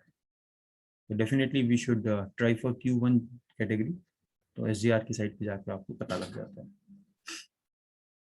और कुछ जर्नल्स की साइट मैंने जो स्क्रीनशॉट यहाँ लगा रखे हैं, जर्नल ऑफ इंटरेक्टिव मार्केटिंग, ये अभी हमने थोड़ी देर पहले डिस्कस किया था। So cite score 6.62, impact factor is there. Publication time भी बता रहा है, इसकी साइट पे आप जाते हैं तो पता लग जाता है कि भी पिछले 4-5 साल में कितना समय लगा देता है। तो average it is showing around 15 weeks, it is showing on Elsevier site for this particular journal of interactive marketing. So you will have a fair idea कि कितना समय लगेगा। क्लिक करेंगे आप, इसके लिंक सारे लाइव हैं। I will be sharing the PPT with all of you. ये एमराल्ड की साइट जो भी थोड़ी देर पहले हमने विजिट की थी, तो यहाँ हमें पता लग रहा है इसका साइट स्कोर वगैरह कितना है, इंडेक्सिंग वगैरह पता लग गया, रिलेटेड जर्नल पता लग गया। अच्छा, अब आ जाते हैं फटाफट से अपना एक और इम्पॉर्टेंट टूल हम डिस्कस कर लेते हैं, that is called journal finder. तो डियर फ्रेंड्स, लगभग सारे पब्लिशर्स के अपने बहुत ही इंटरेस्टिंग जर्नल फाइंडर टूल बने हुए हैं। तो शुरुआत हम करेंगे स्कोपस से कर लेते हैं, स्कोपस की साइट से। स्कोपस की साइट पे गए, सोर्सेज पे क्लिक किया, और यहाँ पे अब आपके पास में पता लग गया 42,000 रिजल्ट्स हैं। ये सारे सोर्सेज हैं। सोर्सेज में क्या है, जर्नल्स भी होंगे, बुक्स भी होंगे, केस स्टडीज वगैरह सब कुछ होंगे। ठीक है, अब मैंने कहा कि मुझे यहाँ पता लगाना है क्या, टाइटल के बेसिस पे या सब्जेक्ट एरिया के बेसिस पे। सब्जेक्ट एरिया जैसे मैंने कहा कि मुझे इंफॉर्मेशन टेक्नोलॉजी में क्या लेना है, इंफॉर्मेशन सिस्टम्स के देखने हैं, और कंप्यूटर साइंस के देखने हैं, और बिजनेस मैनेजमेंट एंड अकाउंटिंग में MIS का देखना है। These are the 3 areas that I want to see. Filter हो गया अपने आप, 27,2,790 रिजल्ट्स आर देयर। फिर हम लेफ्ट साइड से यहाँ क्वार्टाइल भी देख सकते हैं कि कौन से अच्छी क्वालिटी के जर्नल्स हैं, तो first quartile, second, third, fourth. Source type में हम बता सकते हैं जर्नल्स ही देखने हैं, क्योंकि पेपर तो जर्नल में भेज रहे हैं ना, तो बुक्स वगैरह हटा दीजिए, तो प्रोसीडिंग्स वगैरह हट जाएंगी सारी, तो 200-300 प्रोसीडिंग्स वगैरह थी वो हटा दिया, अब ये जर्नल्स रह गए 2400 समथिंग। अब आ जाते हैं हम इधर, यहाँ से आपको पता लगेगा साइट स्कोर कितना है। तो बहुत ज़्यादा साइट स्कोर होगा तो वहाँ चांसेस एक्सेप्टेंस के थोड़े कम हो जाते हैं मेरे, यहाँ कम कर देता हूँ। ओके, तो काफ़ी सारे जर्नल्स ऐसे हैं जिनका साइट स्कोर वगैरह का डेटा आया नहीं है, that has not been updated. तो हम क्या कर सकते हैं, थोड़ा आगे चलते हैं, फोर्थ पेज पे भी बहुत कम डेटा अवेलेबल है, और आगे चलते हैं। ये देखिए 1.5 साइट स्कोर है, तो ये ठीक ठाक होगा जर्नल, यहाँ पे आप देख सकते हैं। ओवरऑल डॉक्यूमेंट्स कितने थे, 498, 17 से लेके 20 के दौरान, और साइटेशन कितने मिले, 740, इसी वजह से 500 और ये करीब करीब 740 मान लीजिए, तो 1.5 साइट स्कोर आ गया। तो this journal is having quite a decent citation score. तो मुझे पता लग गया कि मेरे पर्टिकुलर डोमेन से रिलेटेड कौन से जर्नल्स अच्छे हैं। सब्जेक्ट एरिया की जगह अगर मैं कह रहा हूँ हम टॉपिक टाइटल पे ही चलते हैं, तो जैसे हम थोड़ी देर पहले सर्च कर रहे थे मार्केटिंग के जर्नल्स बता दीजिए, तो फाइंड सोर्सेस, और यहाँ से ना ये मैंने ये हटा देना है, यहाँ पे सब्जेक्ट कैटेगरी मैंने डाले थे ना पहले अभी, that I will remove. Marketing research से रिलेटेड,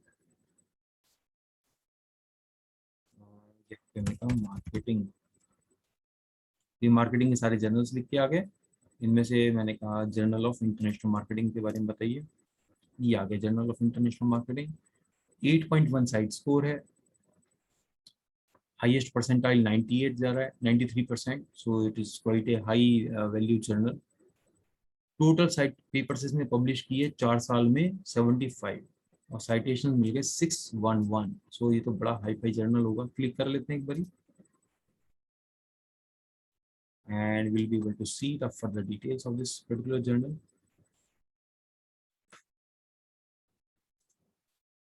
क्या हुआ, अटक गया अभी।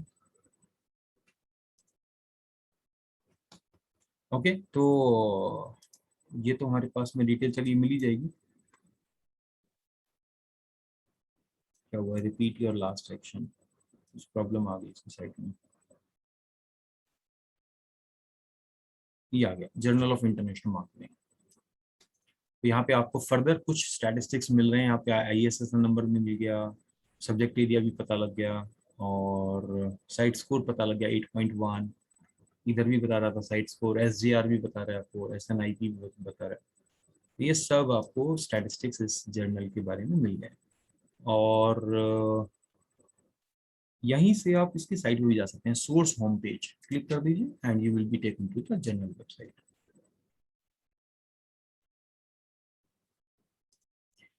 एक और इंटरेस्टिंग, अच्छा इसको तो आप स्टडी कर लेंगे, बाकी तो you will be able to do it. तो अमेरिकन मार्केटिंग एसोसिएशन का है, तो डेफिनेटली इसका तो साइटेशन वगैरह अच्छा होगा ही। ये रिनाउंड जर्नल है, यहाँ पे इसकी बाकी डिटेल आपको मिल रही है, कॉल फॉर पेपर वगैरह मिल रहा है सारा, और एडिटर वगैरह की इंफॉर्मेशन मिल रही है। तो you will be able to find more and more information, impact factor बता रहे हैं। चलिए हम आगे चलते हैं, एक और एमराल्ड की साइट पे गए। एमराल्ड की साइट पे जाने पे हमारे पास ऑप्शन आता है पब्लिश विद अस, और यहाँ पे है फाइंड ए जर्नल, फाइंड ए जर्नल, ठीक है। यहाँ पे फिर से आप अपना डिटेल डाल सकते हैं कि मान लीजिए मार्केटिंग के जर्नल मुझे एमराल्ड में पता लगाने हैं, I will be able to find it here. It will give me the list of all those journals which are matching this criteria. वो केवल ओपन एक्सेस देखना चाहते हैं तो open access also you can see. Okay, एक और यहाँ पे इम्पोर्टेंट था हमारा,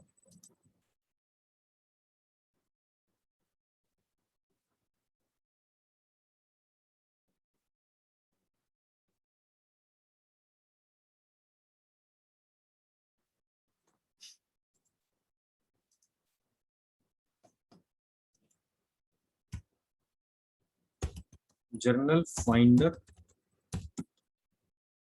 emerald.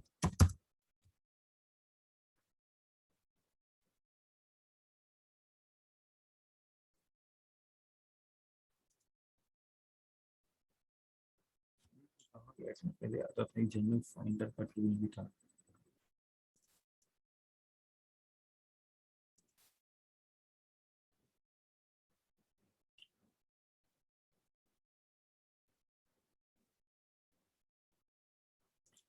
Match manuscript.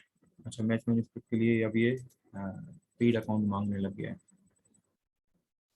Just one moment please, open that website जो कि आपके लिए बहुत इम्पोर्टेंट है।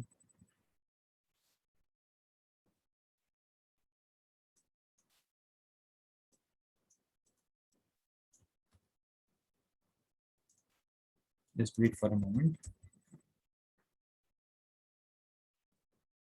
ये mgl.clarivate.com, ये वेब ऑफ साइंस का जर्नल फाइंडर है खुद का। अब हम यहाँ कहेंगे ऑलरेडी हैव ए मैन्युस्क्रिप्ट, यहाँ पे आपने क्या करना है, मैच मैन्युस्क्रिप्ट। अच्छा, यहाँ ये अकाउंट मांग रहा है।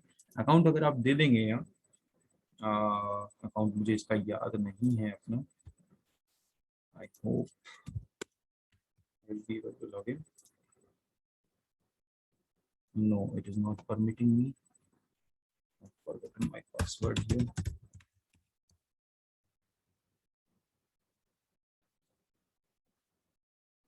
Yes, I was able to do it. Yes, now it is done. अब आपके पास अपना कोई मैन्युस्क्रिप्ट अगर है रेडी, एक बार इसको ओपन कर लेते हैं। तो मेरी एक मैन्युस्क्रिप्ट अभी चल रही है तो मैं वही ओपन कर लेता हूँ। अपने मैन्युस्क्रिप्ट में से आपको करना क्या है, अपना एब्स्ट्रैक्ट कॉपी कर लीजिए और कॉपी करके एब्स्ट्रैक्ट वाली जगह पे डाल दीजिए। और आपका जो आर्टिकल है, इसका टाइटल आपने जो डिसाइड किया है वो यहाँ डाल दीजिए, analysis of suitability of mobile marketing camp platforms for marketing objectives. और ये मेरा एब्स्ट्रैक्ट है, फाइंड जर्नल्स। अब मुझे नहीं पता कि कौन सा डोमेन था, क्या था, मैं कुछ नहीं कर रहा। मैं सिंपल कह रहा हूँ कि ये मेरा टॉपिक है, ये मेरा टाइटल है, ये एब्स्ट्रैक्ट है, अब बताइए। ये अपने आप इसका जो सॉफ्टवेयर है, स्मार्ट सॉफ्टवेयर अवेलेबल है, which is actually matching the keywords. Keywords identify कर लिया, mobile apps, mobile strategy, online marketing, mobile marketing campaigns, marketing objectives, and it has shown me the list 31 results are there। 31 results में से सबसे पहला इसने बताया मुझे सस्टेनेबिलिटी के नाम से जर्नल है, पब्लिशर कौन है इसका, आईएसएन नंबर क्या है, मैचिंग स्कोर कितना है, मैचिंग स्कोर, ठीक है। Tourism economics matching score 0.47 out of 1। Tourism analysis, current issues in tourism, ये काफी सारे इसने मुझे पब्लिश पेपर्स निकाल के दे दिए। 31 पेपर्स इसने आइडेंटिफाई करके दिए हैं। टाइटल A to Z ले लेते हैं।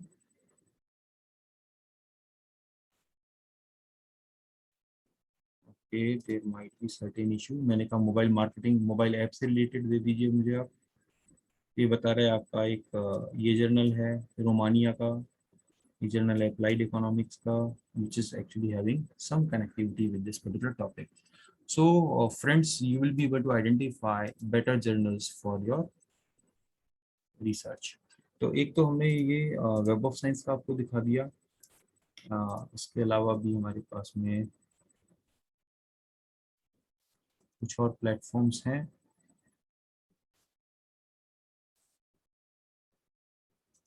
Time is also running out. ये एल्सेवियर का है, journalfinder.elsevier.com। You will be able to find out. यहाँ आपको टाइटल देना है, एब्स्ट्रैक्ट देना है, कीवर्ड्स देना है और फील्ड ऑफ रिसर्च देना है। तो it will be able to give you list of all the journals which are matching with your defined data. यहाँ पे आपको पता लग जाता है साइटेशन स्कोर के बेस पे, साइटेशन स्कोर के बेस पे, इम्पैक्ट फैक्टर के बेस पे, और कितना समय लगेगा, time to publication, time to first decision. तो you will be able to have the complete list. अच्छा, जो हमने टॉपिक डाला, मान लीजिए role of marketers in the cross cultural business to business relationship, तो इसने कहा कि these are the 3 major areas that we could find out. Right. इसने यहाँ लिस्ट दे दी हमें कि ये हमारे पास आर्टिकल्स हैं, ये जर्नल्स हैं सारे, international journal of educational research, information processing and management, तो इन सब का साइटेशन स्कोर इतना है, इम्पैक्ट फैक्टर इतना है, एक्सेप्टेंस रेट कितना है और कितना टाइम लगता है। तो you will be able to have a fair idea कि किसी पर्टिकुलर जर्नल को मुझे टारगेट करना चाहिए, कहाँ पे सबमिट करना चाहिए, कहाँ पे नहीं, राइट। तो ये अभी हमने बात करी ली वेब ऑफ साइंस का जो जर्नल फाइंडर है। स्कोपस का भी हमने डिस्कस कर लिया अभी आपके साथ। Subject area wise you will be able to identify the data. Scopus में एक और बड़ी इंपॉर्टेंट चीज़ है, इसकी थोड़ी देर पहले मैं बात कर रहा था आपको कि जिस जर्नल में आप अप्लाई कर रहे हैं तो उस जर्नल के जो एडिटर हैं, एडिटर का काम देखिए कि एडिटर की प्रोफाइल क्या है, एडिटर ने क्या क्या किया हुआ है अब तक। उसकी प्रोफाइल देखने का सबसे अच्छा तरीका मुझे जो लगता है that is going to the author search. Author search में मान लीजिए आपको मिल रहा है,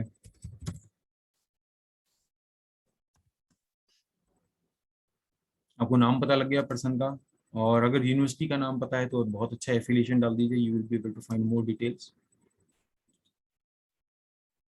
ये क्या कह रहे हैं अभी, और सीट की तो हमें जरूरत नहीं, और सीट हमें नहीं देना, हम यहाँ से करेंगे सर्च। अगर और सीट पता है तो और सीट से आप पता लगा सकते हैं। तो ये हमारे पास आ गए पूरी लिस्ट बन के। तो केवल 20 लोगों का नेम ही हमें दिखाता है, 20 के आगे देखना है तो पेड अकाउंट आपको लेना पड़ता है। तो 20 लोगों की प्रोफाइल आपको थोड़ा थोड़ा आइडिया समझ में आ जाएगा। सो ये मेरे फ्रेंड हैं और गाइड भी हैं, डॉक्टर विकास कुमार, चौधरी बंसीलाल यूनिवर्सिटी भिवानी के। क्लिक करेंगे तो will be able to see his profile, doctor Vikas Kumar. He has got 51 documents in Scopus. तो थोड़ी देर पहले हम बात कर रहे थे ना कि अब इनके जो पेपर्स हैं, तो इन पेपर्स को क्लिक कर लीजिए और इसको अगर आप देना चाहें तो साइटेशन दे दीजिए अपने पेपर में, तो that will be also good idea. So author search is important. और बहुत कुछ है डिस्कस करने के लिए, समय के साथ साथ आप लोग जैसे आगे बढ़ेंगे you will be able to explore more domains. तो ये हमने बात की थी अभी थोड़ी देर पहले, शिमागो की website, I have shown you this. So further you can study these websites, they will give you fair idea which particular journal is good for you. Wiley की साइट पे भी आपके पास ये जर्नल मैचिंग का ऑप्शन है, journal finder का option है, तो you will be able to find the best journal for your publication. ये स्प्रिंगर की साइट पे भी है, journalsuggester.com, springer.com. So if any queries, please come to the chat box. That's all from my side for today. Please come to the chat box if you have any query. वैसे तो आपने साथ के साथ भी क्वेरीज को handle करा है sir, simultaneously see the chat box also. So I was trying to keep a check on the chat box, and I tried to solve all the queries. I hope you enjoyed the session, और कुछ आपको already knowledge है उसमें, कुछ मैंने कुछ contribute किया होगा। तो thank you very much for your patient listening. Thanks from our side Saurabh sir, काफी प्रैक्टिकली आपने चीजों को समझाया। आपने मतलब आई ऑल्सो होप सो कि भाई स्कॉलर्स ने प्रैक्टिकली चीजों को देखा होगा। इट्स एन इंटरेक्टिव सेशन, कोई मतलब फॉर 1.5 आवर ऐसा बोरिंग नहीं लगा कि हमें थ्योरेटिकली चलता चला गया हो। आपने प्रैक्टिकली चीजों को सामने लाए हैं और बहुत यूजफुल टॉपिक्स को कवर करा, जैसे कि बच्चे देखते हैं कि इम्पैक्ट फैक्टर फाइंड आउट करना है या एच इंडेक्स फाइंड आउट करना है, तो it's really very beneficial for them. And still if anyone have any query they can ask from sir, but I also find के बच्चे कभी कभी क्वेश्चंस पूछने में हेजिटेट करते हैं और ऑनलाइन मोड में तो शायद कम करते हैं।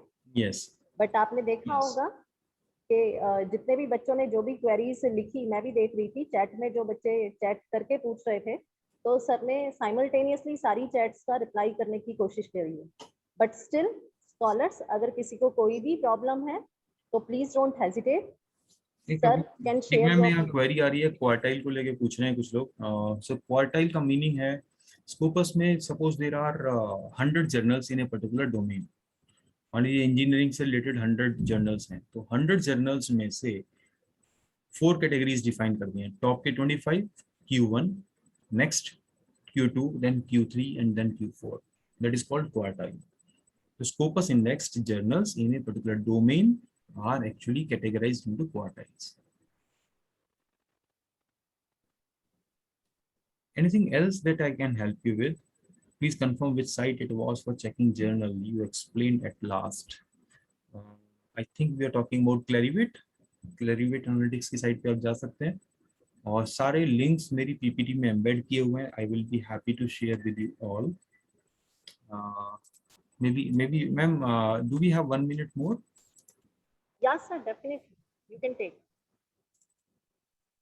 Because I would like to share the PPT here only. यहाँ मेरे पास ऑप्शन आ रहा है, मैं अभी आपको शेयर कर देता हूँ. जिसको भी चाहिए तो you will be able to use this.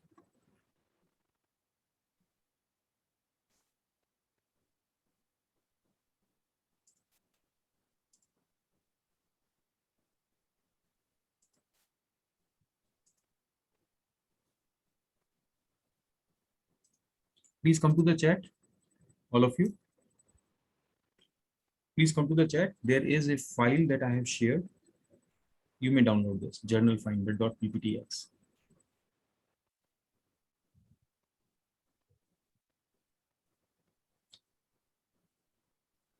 Please click on the file journalfinder.pptx in the chat itself. Not showing. How is it possible? No problem, sir. You can. Okay, I'll send it by email. Then I'll send it by email to the organizers. Ma'am, you may please share them. Thank you very much, ma'am. That's all from my side. Thank May I you, sign sir. off? Yeah. Hope so के future में भी हम आपसे इसी तरीके से मिलते रहेंगे और हमारी जो भी scholars also get be benefited with your knowledge. Thank you again, sir. Thank you very much.